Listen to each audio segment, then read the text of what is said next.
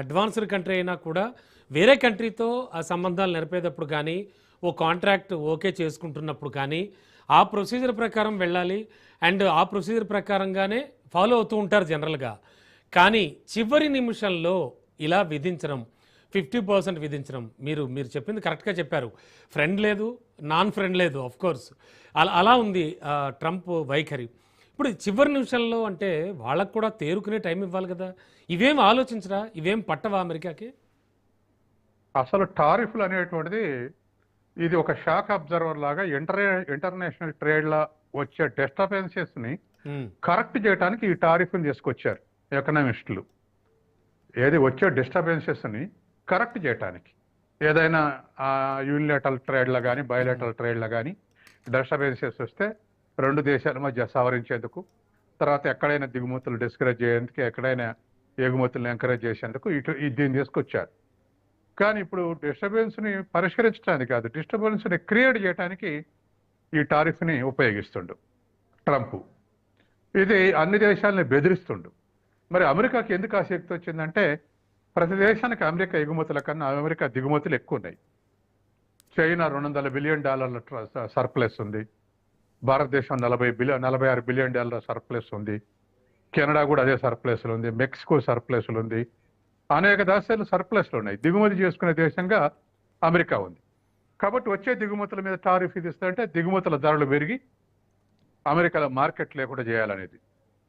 అప్పుడు ఆ దేశం యొక్క ఇండస్ట్రియలిస్టులు అమ్ముడు పోక దివాలు తీస్తే మీ అమెరికా వచ్చి తయారు చేస్తాం అనేటువంటి పరిస్థితి రావాలని అది ఇప్పటికే తెచ్చుకుంటూ యూరోప్ నుంచి పెట్టుబడిదారులు మేము మీకు ఒక రానున్న సంవత్సరంలో $600 బిలియన్ పెడతామని, జపాన్ ఇండస్ట్రియలిస్టులు కూడా లొంగ తీసుకోండు, మీ దగ్గర ఫలానా 2 సంవత్సరాల లోపు ఇంత పెడతామని లొంగ తీసుకోండు. కాబట్టి ఇప్పుడు అన్ని దేశాల ప్రభుత్వాల్ని అక్కడ ఉన్నటువంటి ఇండస్ట్రియలిస్టులను లొంగ తీసుకొని క్యాపిటల్ని అమెరికా ఫ్లో అయ్యేట విధంగా చేయాలని, అమెరికా పోయే ఇన్వెస్ట్ చేయాలని. మన దగ్గర కూడా శాంసంగ్ మన దగ్గర పెడితే బెదిరించండి, మీకు గుర్తుందో లేదు, ఐఫోన్ శాంసంగ్. మీరు భారతదేశంలో యూనిట్లు పెట్టి ఉత్పత్తి చేసి అమెరికా ఎగుమతి చేస్తామంటే కుదరదు, మీ మీద టారిఫ్లు వేదేస్తా, మీరు మా దేశం వచ్చి ఉత్పత్తి చేయండి అని అంటే బలవంతంగా గుంజుకోవటం అనమాట పెట్టుబడుల్ని. ఇప్పుడు మన ముఖ్యమంత్రులు మన ప్రధానమంత్రి పోయి ఏం చేస్తారు ఇతర దేశాల్లో, మా దేశం మేము కరెంట్ ఇస్తాం, స్థలం ఇస్తాం, రోడ్లు వేస్తాం, మీకు ఫ్రీగా ట్యాక్సులు ఉండవు, మా దేశంలో పెట్టుబడి పెట్టండి, మీరు పెట్టుబడి పెడితే మేము అన్ని ప్రోత్సాహకరిస్తామని బతిలాడి తెచ్చుకుంటారు. ఇప్పుడు అమెరికా ట్రంప్ బతిలాడుకోవటం కాదు, బెదిరించి మీ పెట్టుబడులు తీసుకురండి అని చెప్పేసి లాక్కుంటుండ అనమాట. ఇది నడుస్తున్నటువంటి తంతు. దానికి మిత్రుడు శత్రువు లేదని చెప్పానుగా, ఇవాళ కెనడాని కూడా అట్లనే చేసిండు సార్. అయితే అట్లే చేసిండు. కెనడాను వాళ్ళలో కలుపుకోవడానికి తహతహలాడుతున్న సందర్భంలో భాగమా ఇది? అంటే మొన్ననే 51వ రాష్ట్రంగా కూడా చేయాలని ఈ ట్రంప్ వ్యాఖ్యలు చేశారు. ఇవి ఆల్రెడీ చాలా పెనుదుమారాన్ని రేపుతున్నాయి సార్. మరి ఈ నేపథ్యంలో సో ఇటువంటి సిచ్యువేషన్స్లో ఎలా అయినా లొంగ తీసుకోవాలి అనేటువంటి కాన్సెప్ట్ అనుకోవాలా దీన్ని? అలా కూడా చూడొచ్చా? అది పార్ట్ ఆఫ్ ది ఆబ్జెక్టివ్. దానికి ఉన్న ఆబ్జెక్టివ్స్ లో కెనడాని కలుపుకోవాలి లేదా కెనడాని ప్రెజరైజ్ చేయాలనేటువంటి ఆబ్జెక్టివ్స్ లో ఇదొక ఆబ్జెక్టివ్.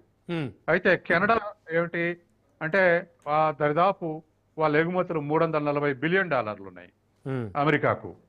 $340 బిలియన్ మార్కెట్ ఎత్తుకోవాలంటే ఇప్పటికిప్పుడు సాధ్యమయ్యే పని కాదు. మనం చూసాంగా, మనం ఎగుమతులు $86 బిలియన్ అమెరికాకు. మన మీద టారిఫ్ విధిస్తే మనం ముఖ్యంగా $40-50 బిలియన్ ఎగుమతులు అయినటువంటి టెక్స్టైల్, జ్యువెలరీ, ఇటువంటి ఉక్కు, ఇటువంటి వాటి మీద రొయ్యలు, ఇటువంటి వాటి మీద టారిఫ్ వేస్తే విలవెల్లాడిపోయారు. అప్పటికప్పుడు ఉరుకులు పరుగులు పెట్టి చిన్న చిన్న దేశాలతో కూడా అగ్రిమెంట్ చేసుకున్నాం ఏది ఎగుమతులకు మార్కెట్ ఉండాలని. ఇప్పుడు కెనడా $340 బిలియన్ మార్కెట్లు ఎత్తుక్కోవాలంటే కెనడానే ఒత్తిడికి లోను కావాల్సి వస్తుంది, కెనడాకే ఒత్తిడి లోను కావాల్సి వస్తుంది. అమెరికా వాడేంది కెనడా నుంచి కాబట్టి ఇంకో దేశం నుంచి దిగుమతి చేసుకుంటాడు. కాబట్టి ఆ విధంగా కెనడాని తెప్పలు పెట్టడానికి ఈ ప్రయోగం చేశాడు, ఆ రిజిడిటీని తీసుకొచ్చాడు లాస్ట్ మినిట్లో. ఇంత అవమానకరమైనటువంటి అగ్రిమెంట్ అవసరం లేదని కెనడా ప్రధాని కార్నే మధ్యరాత్రి 12ంటికి ముందు ఉపసంహరించుకుంటే అమ్మని బెదిరింపు మొదలుపెట్టిండు. మీకు రేపటి నుంచే 50% టారిఫ్లు దరిదాపు $28 బిలియన్ ఇంపోర్ట్ల మీద వేస్తామని చెప్పాడు. ముందు $28 బిలియన్ అంటాడు, తర్వాత $100 బిలియన్ మీద అంటాడు, తర్వాత